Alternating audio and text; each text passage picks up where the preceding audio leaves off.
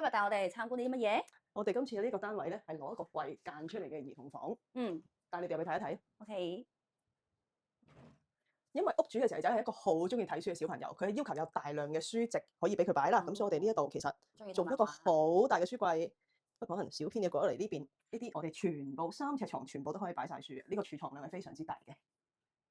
咁呢個可以成個拉出嚟啦，方便可能仔仔平時睇嘅書就可以擺呢度。咁可能一啲參考書啊就可以擺啱啱後面嘅空間。咁床下面當然唔少得一個大衣櫃啦。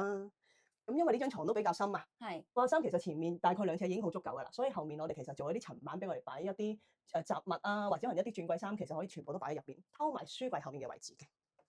咁當然學生仔少不免有個書台啦，呢個3尺嘅書台有櫃桶，咁同埋一啲 printer， 佢都好似一次過呢度都仲有好多書櫃。佢個冷氣咁樣擺喺上邊會唔會好危險啊？其實唔會嗱，你而家見到呢度咁樣，點解會咁厚咧？除咗我哋要收藏我哋呢一個趟門路位，其實我哋將佢嘅冷氣喉全部都藏咗喺入邊，所以你就唔會見到好多好老舊啊嗰啲喉喺出邊，全部都隱藏晒喺呢一度走翻出去客廳個窗度。咁呢一度當然都仲係呢個位都係你設計過嘅。冇錯啦。咁因為佢後面呢個單位比較多陣位，所以你會見到入邊嘅層板淺啲，但我哋都會照做埋俾客人有一個儲物嘅空間嘅。咁下面就係一個正常嘅書櫃嘅深度啦。咁當然呢一度都仲係擺書。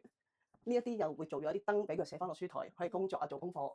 咁仲有呢個小朋友嘅床啦，3尺床，有一個軟墊俾佢夜晚挨喺度睇書，上面都有啲書櫃啊，有啲少少嘅飾物位俾佢擺喺度自己中意嘅公仔。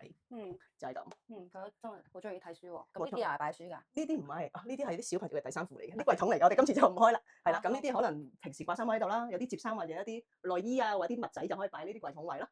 好。